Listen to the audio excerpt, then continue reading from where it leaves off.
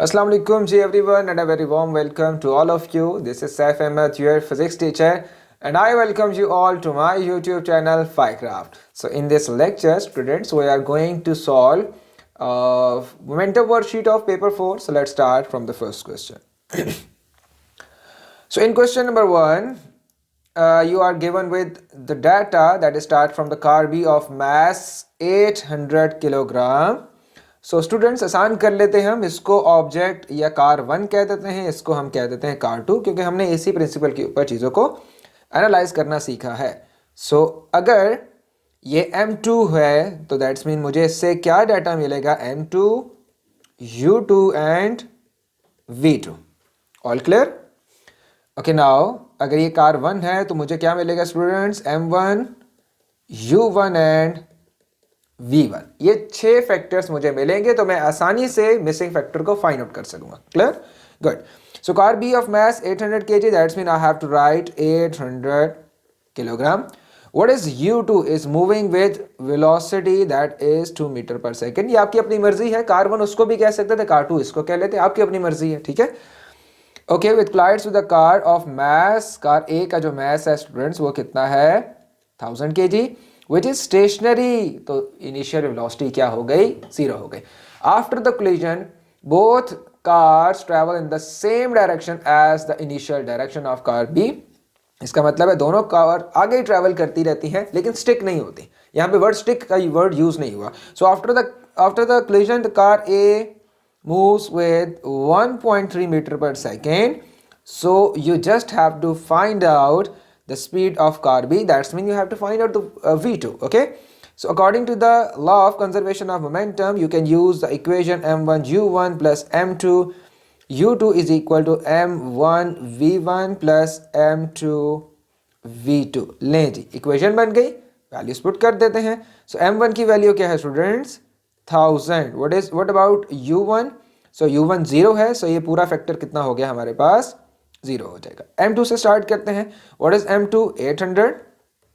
What is U2? It's 2 is equal to, what is value of M1? M1 की value है students 1000 and V1 की value है 1.3, M2 की value है 800, V2 की value you have to find out. Clear? So इसको direct कर लेते हैं हम, 1600 माइनस इसको मल्टीप्लाई करेंगे तो 1.3 है ना, तो 1300 बन जाएगा। इजी। डिवाइड करेंगे स्टूडेंट्स 800 से V2, सो V2 आ जाएगा, अप्रॉक्सीमेट वैल्यू इसकी आ जाएगी 0.375 आ जाएगी। क्लियर? सो इसको राउंड ऑफ करेंगे तो आप इसको 0.38 ले लो, तो ये आपकी अप्रॉक्सीमेटली वही वैल्यू आ रही है जो कि आपकी ये आ रही थी, ठीक है। राउंड ऑफ करेंगे तो वही वैल्यू बन जाएगी 0.38 मीटर पर सेकेंड। यूनिट लिखना नहीं भूलना आप लोगों ने। ओके जी। Calculate the impulse by car A on car B. अब इसको स्टूडेंट्स आपने बहुत ध्यान से समझना है। इम्पल्स फाइंड आउट करना है तो इम्पल्स का फार्मूला तो हमें आता है, delta P is equal to M V minus M U, या M bracket V minus U. Clear? किसका फाइंड आउट करना है बेटा, बहुत ध्यान से देखना है। एक्सर्टेड बाय कार ए, वो इम्पल्स फाइंड आउट करना है जो कि कार ए ने किसके ऊपर अप्लाई किया, कार बी के ऊपर अप्लाई कर दिया है। दैट्स मीन अगर आप सिंपल ये चीज देख लो कि कार बी का पहले मोमेंटम कितना था before collision and car B का आफ्टर मोमेंटम कितना है, तो ऑब्वियसली उतना ही मोमेंटम निकल आएगा ना जितना कार ए ने डिलीवर किया है किसको, कार बी को, और कार बी ने गेन किया है। क्लियर? ये दोबारा समझ ले इस बात को। ये मोमेंटम हमने फाइंड आउट करना है जो कि कार ए एक्सर्ट करिए कार बी के ऊपर। सो बिफोर कोलिजन हमने कार बी का मोमेंटम फाइंड आउट किया and after collision car B का मोमेंटम फाइंड आउट किया। इससे क्या पता चला, इससे पता ये चला कि कार बी ने कितना मोमेंटम गेन किया है। क्लियर? तो हम स्टार्ट करते हैं। What is the mass of car B? Car B का मास कितना है स्टूडेंट्स, सॉरी ओके, सो ऊपर देख लें कि कार बी ये है ना, तो M2 कितना हो गया स्टूडेंट्स, 800 हो गया, 800। क्लियर? V की वैल्यू कितनी है, V की वैल्यू है 0.38, अभी आपने निकाली है। क्लियर? माइनस इनिशियल वेलोसिटी उसकी क्या थी, उसकी इनिशियल वेलोसिटी थी 2 मीटर पर सेकेंड। सो ये स्टूडेंट्स जब आप सॉल्व करोगे तो ये कितना आ जाएगा, माइनस 1300 न्यूटन सेकेंड आ जाएगा। इजी। माइनस साइन यहाँ क्वांटिटी को शो नहीं करता, डायरेक्शन को शो करता है, ठीक है, तो आपने कंफ्यूज नहीं होना। State the impulse exerted by car B on car A. Now same formula, delta P is equal to M V minus U. क्या पुट करेंगे, किसका मैस पुट करेंगे दिस टाइम, कार ए का पुट करेंगे, शाबाश, this one car A का, ठीक है। आई होप सो कि आपको क्लियर होगा। What is V, final velocity is 1.3, data में देख लीजिएगा, आपको गिवन हो जाएगी। ये किसके लिए हमें, ये कार बी के लिए, कार बी के लिए। कौन सी कार है, जिसको हमने 2 का नाम दिया था। ये कौन सी कार है, ये कार है कार ए, जिसको हमने 1 का नाम दिया था, ठीक है। तो आपने डाटा मैथ अब उसी का लिखना है। चलो इसको मैं और अगर आसान कर लूँ आप लोगों के लिए, तो ये V1 U1, इसको क्या लिखूंगा, V2 2। सिर्फ आपकी आसानी के लिए लिखा है ताकि आपको याद रहे कि किसका मैथ हमने पुट करना है। 1.3 इनिशियल वेलोसिटी कितनी, 0। Again the answer is 1300 Newton second. Clear हो गया। State the impulse exerted by car B on है, तो जितना मोमेंटम लगाएगा उतना ही मोमेंटम उन रिटर्न वापस मिलेगा। क्लियर हो गया। रिएक्शन एंड रिएक्शन का पेयर चल रहा है, दैट्स मीन दोनों में मोमेंटम का चेंज सेम आएगा। सो ये बेटा आपके पास है एग्जामिनर रिपोर्ट है, आप इसको पढ़ लें। इसमें कुछ फैक्टर वो इंपॉर्टेंट लिख देगा, जिसमें वो मेंशन कर देगा कि स्टूडेंट्स ने कहाँ मिस्टेक्स की, किस वजह से उनको मार्क्स नहीं मिले, किन स्टूडेंट्स ने बहुत अच्छी तरह इस चीज़ों को एक्सप्लेन किया। तो ये अगर आप लोग पढ़ लें तो आई होप सो कि आपका जो आंसर है ये फ़ौरन ठीक हो जाएगा। इजी। ओके जी, अब हम चल रहे हैं इस क्वेश्चन की तरफ। So question number 2, complete figure by writing in the right hand. Okay, so ये कहता है कौन कौन से फैक्टर होते हैं। सो फोर्स जब भी बेटा मल्टीप्लाई होती है एक्सेलरेशन से, ये हमें देता है रिजल्टेंट फोर्स देती है, रिजल्टेंट फोर्स। आप इसको सिंपल फोर्स कह दोगे तब भी ठीक होगा।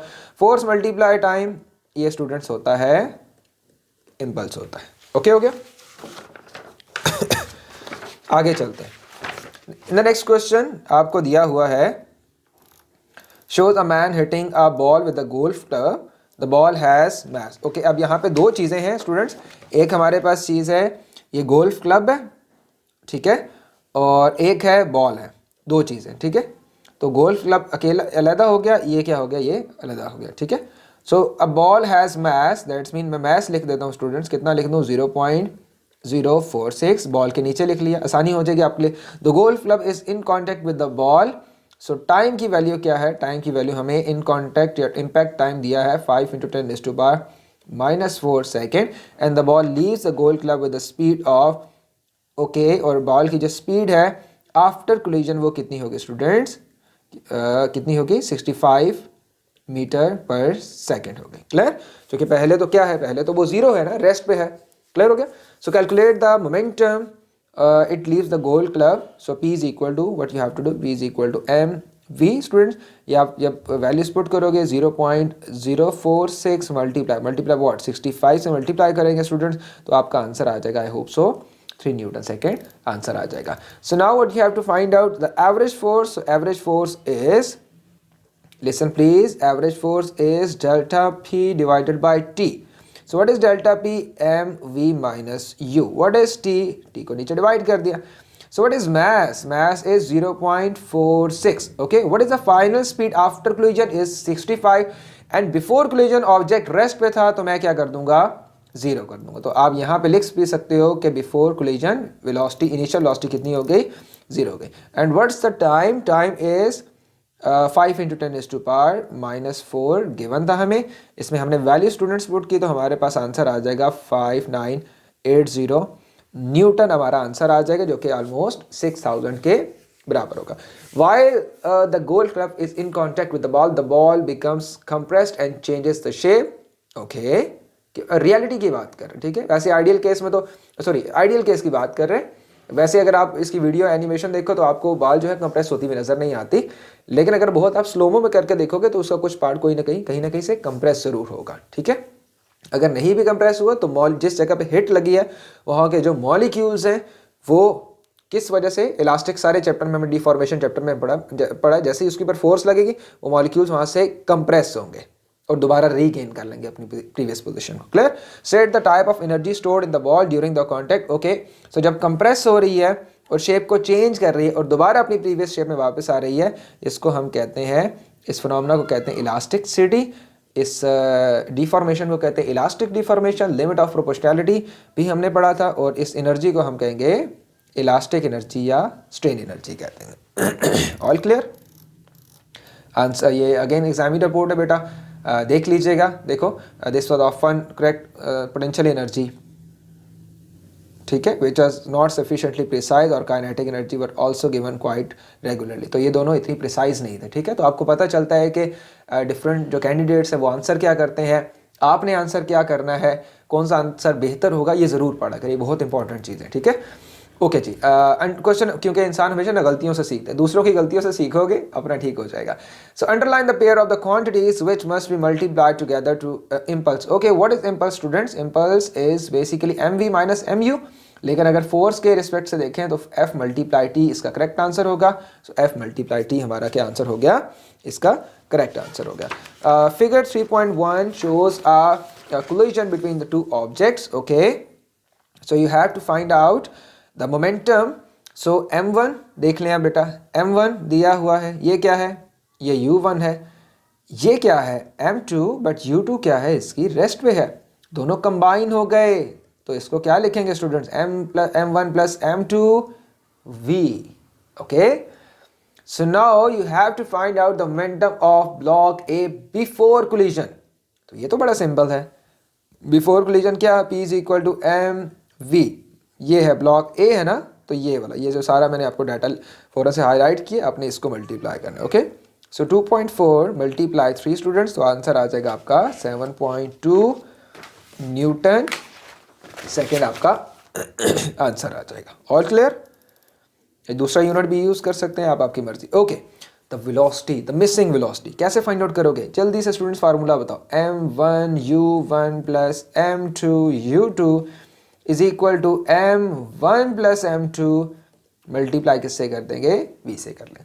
आपको ये डायरेक्ट लिखने के फार्मूला लिखें, इसका 1 मार्क्स ज़रूर होता है, लेकिन आपको ये डायरेक्ट डिटेल लिखने की बहुत ज़्यादा ज़रूरत नहीं है। हर एक केस में आप मतलब डाटा को हाईलाइट कर रहे हो, m1 बना रहे हो, m2 बना रहे हो, ये सिर्फ मैं आपको सिखाने के लिए, आपने स्टार्ट ऐसे करना है, जब आपकी प्रैक्टिस हो गई तो आपने डायरेक्ट चलना है, ठीक है, क्योंकि टाइम हमारे पास काफ़ी शॉर्ट होता है, बस ध्यान रखिएगा, मिस्टेक नहीं कर दीजिएगा।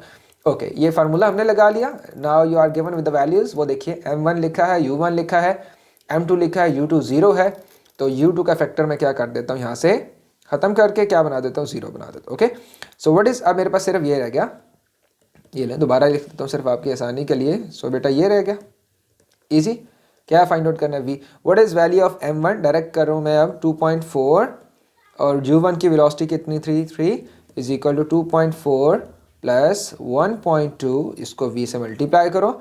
सो जब बेटा इसका आंसर निकालोगे तो इसका आंसर आ जाएगा 2 मीटर पर सेकेंड, ठीक है, 6 पॉइंट समथिंग हो जाएगा, ये 7 पॉइंट समथिंग हो जाएगा, डिवाइड करना उसको 3.6 से, तो आपका आंसर आ जाएगा इजी।